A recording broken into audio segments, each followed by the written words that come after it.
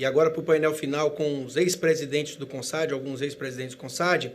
E eu vou chamar aqui um por um e peço para se apresentarem, que pessoas que têm aí uma contribuição importante, que contribuíram e que contribuem ainda hoje para a gestão pública no país. Vou começar com um grande amigo, parceiro do CONSAD, e que é o Eduardo Diogo, que está no Sebrae. Vou passar aqui a palavra, Eduardo. Se apresente aí. Muita gente te conhece, talvez os mais recentes aí na gestão pública talvez não te conheça, mas vale muito a pena. Eu indico muito aí você, que é uma mente brilhante, que nos ajuda tanto aí, um grande parceiro atual do CONSAD. Muito grato, Fabrício. Muito grato, presidente. Alegria estar aqui com todos. Está com você a palavra, viu? Ok, Fabrício.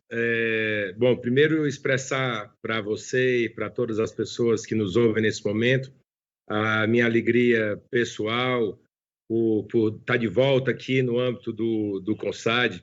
Foram 2 anos e 10 meses que eu tive por benemerência dos nossos pares, nossos queridos amigos, secretários e secretárias de administração do Brasil, que eu tive a honra de estar à frente do CONSAD, sucedendo uma grande pessoa, uma grande figura, um grande homem público e um grande amigo, que era, na época, o secretário do Planejamento e Gestão do Estado do Rio de Janeiro, meu amigo Sérgio Rui Barbosa. Foi uma grande alegria assumir o CONSAD naquele momento, em março de 2012. Eu tinha, inclusive, a alegria de ser o vice-presidente, ser primeiro vice-presidente do Sérgio, e aí depois a alegria de sucedê-lo, né?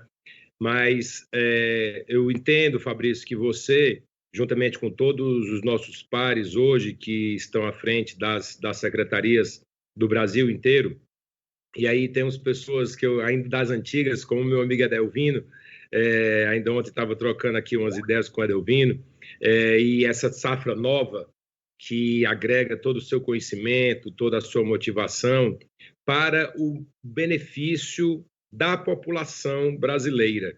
E aí, a melhor maneira que a gente tem de chegar lá é por meio de uma gestão pública de excelência.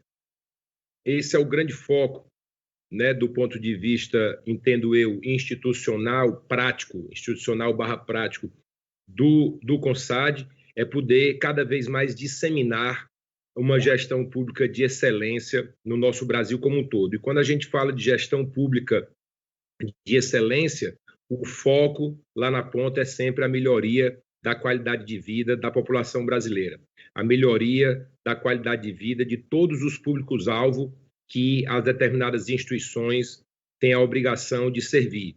Então, no caso das secretarias de administração dos estados brasileiros, obviamente, nós representamos ali, do ponto de vista do estado, uma secretaria meio, ela não está na ponta para poder atender diretamente o serviço à população, mas ela é fundamental, tem um papel imprescindível para que possa fazer com que as demais secretarias, os demais órgãos, as demais entidades, toda a administração pública direta, indireta, autárquica, fundacional, ela possa, de modo muito concreto, atender a população e melhorar a qualidade de vida de todo o povo. E aí essa gestão de excelência, para mim, ela tem aí vamos dizer assim, 4 pilares que a gente tem, Fabrício. Aí, como você mencionou também a questão do Sebrae, eu tenho hoje a alegria de estar como CFO, como diretor de administração e finanças do Sebrae Nacional, que é uma instituição que eu tenho uma grande alegria, uma honra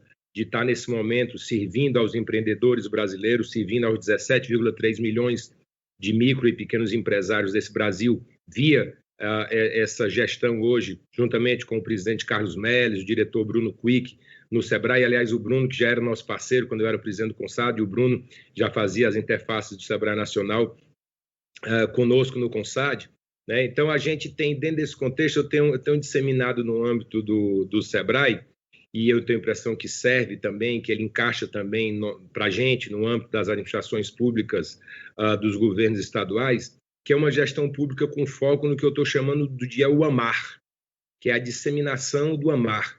Fazer as coisas, obviamente, primeiro com alegria, porque o lúdico, principalmente nesses ambientes de alta complexidade, alta incerteza, que são ambientes que a gente vive faz parte do nosso cotidiano, faz parte da nossa realidade, não só, muitas vezes, também do ponto de vista pessoal, mas principalmente profissional. Então, o lúdico nos ajuda, em todos esses ambientes bastante complexos, a gente poder levar as coisas de um modo mais light, né? De um modo mais leve, né? Encarar as coisas, encarar todas essas incertezas, de modo que, efetivamente, fazem parte do constante caminhar. Então, o primeiro A de alegria. O segundo é que a gente vem um M do AMAR, que é o M de meritocracia, e a meritocracia já é um item que a gente bate há muito tempo nessa tecla, né, que a gestão pública possa ser cada vez mais meritocrática.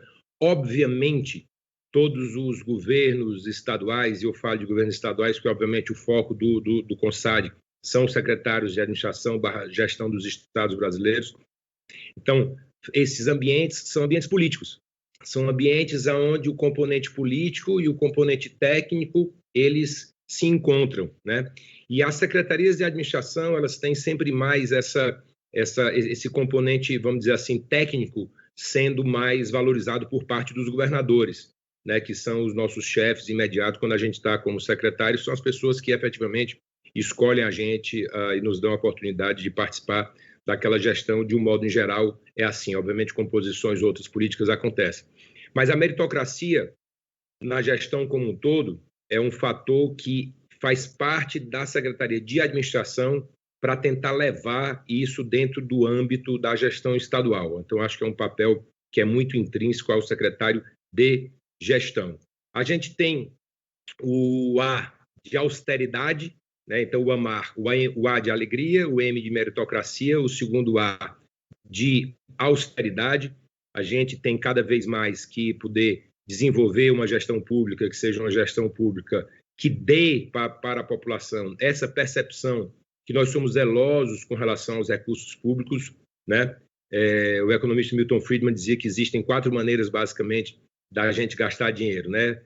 Primeiro é gastar dinheiro nosso com nós mesmos, e quando a gente gasta dinheiro nosso com nós mesmos, a gente normalmente é extremamente austero, tanto no custo como na qualidade do serviço que a gente recebe em troca. Gastar dinheiro nosso com os outros, quando a gente gasta dinheiro nosso com os outros, normalmente a gente se preocupa só com o custo, a parte da qualidade a gente não se preocupa muito. A terceira maneira de gastar é dinheiro dos outros com nós mesmos, e quando a gente gasta dinheiro dos outros com nós mesmos, a gente se preocupa muito mais na qualidade do serviço que a gente está recebendo e muito menos no custo. E gastar dinheiro dos outros com os outros, que é efetivamente o que a gente faz na administração pública, né? A gente administra um dinheiro público para atender o público. E nesse quarto modo de gastar dinheiro, segundo o economista, segundo o Milton Friedman, economista, obviamente, americano, prêmio Nobel de 1976, ele dizia que a gente não se preocupa ou tem a tendência de se preocupar nem com o custo, nem com a qualidade do serviço que é prestado em contrapartida ao custo que é despendido. Então, a gente tem um grande desafio, né, na administração pública, autárquica, fundacional, direta e indireta, de modo geral, como eu falei, no sistema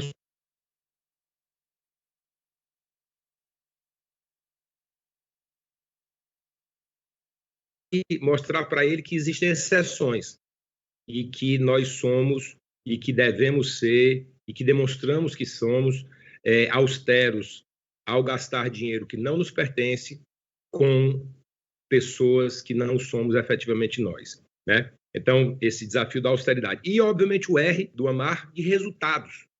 Porque, independentemente de qualquer coisa que a gente faça na vida, se a gente não tiver resultado concreto, né, resultado que seja perceptível, que seja palpável no sentido de se sentir a melhoria, todo aquele processo administrativo, de gestão ou qualquer coisa que o vale, ele é inócuo.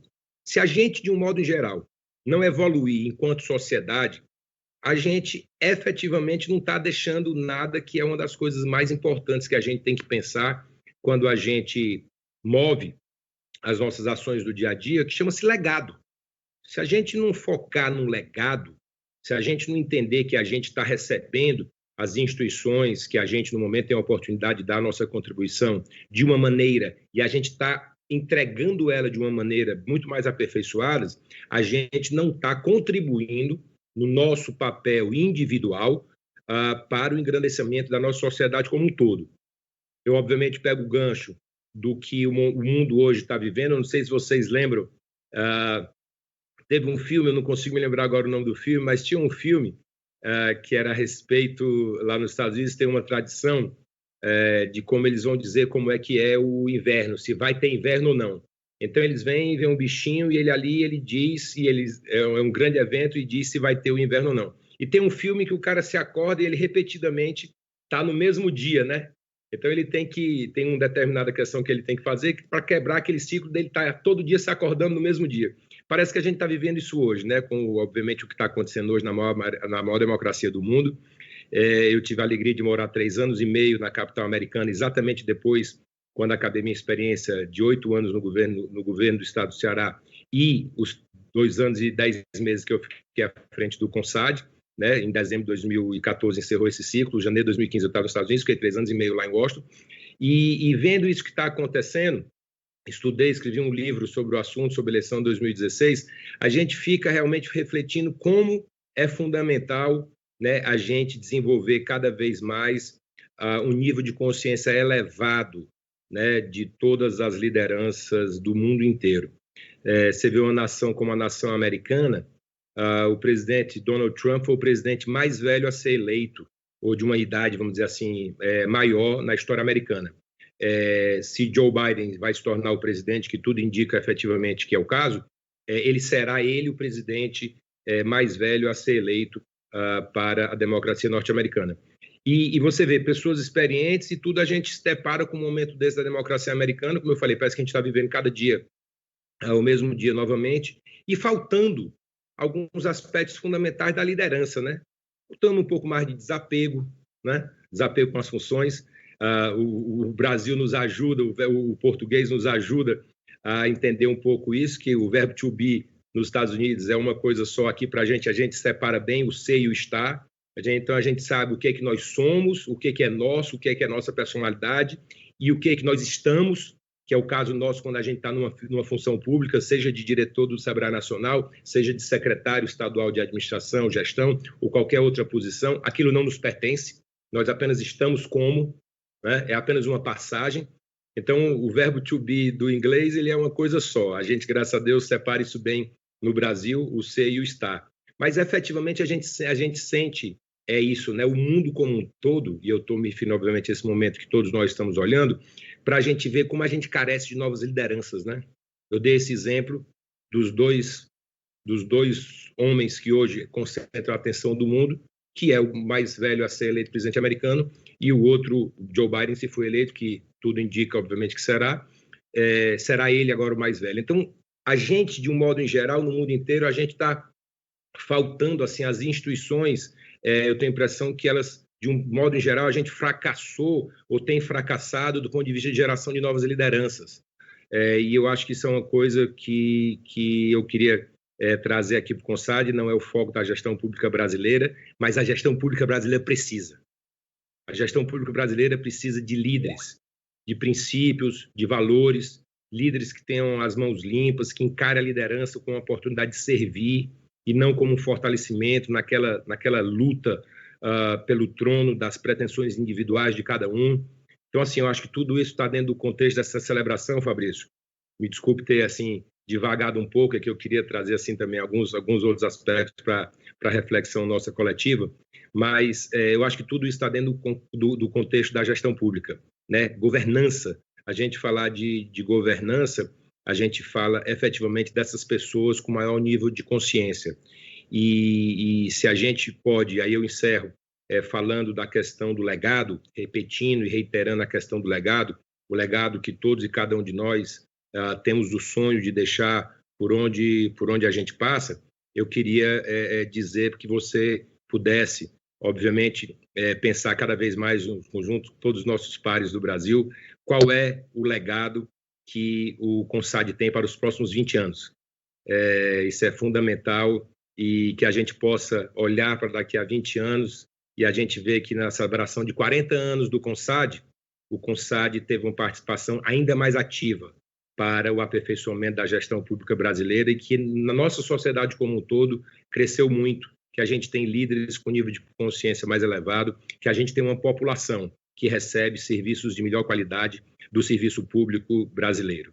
Então aí, Fabrício, devolvo a palavra para você, agradecendo muito a oportunidade e agora saudando meu amigo Paulo César Medeiros, que não tinha saudado ele no início, meu amigo Sérgio Rui Barbosa, eu tinha saudado bastante, fiz várias referências a você, que são absolutamente meritórias, Sérgio, não sei se você já tinha entrado quando eu falei, mas meu abraço carinhoso a você e encerro dizendo que é uma honra sempre ter te dado alegria de ter sucedido você, que é uma pessoa que eu admiro muito à frente do CONSAD. Fabrício, um abraço forte e devolvo aí para você, meu amigo. Muito obrigado a atenção de todos. Diogo, nós que agradecemos, né? O tempo para você é curto, porque pelos conhecimentos que você tem, eu já tive privilégio de assistir uma palestra tua, algumas coisas, mas uma palestra específica, falando inclusive da eleição americana, e é incrível, assim, o conhecimento que você tem e a experiência que você tem. Orgulha muito a sua passagem com a presença do CONSAD, tá? Queria agradecer, obrigado. Hoje você tem um papel muito importante também no país, lá no Sebrae, né? O peso que você tem, um parceiro do CONSAD. Eu queria agradecer imensamente a você.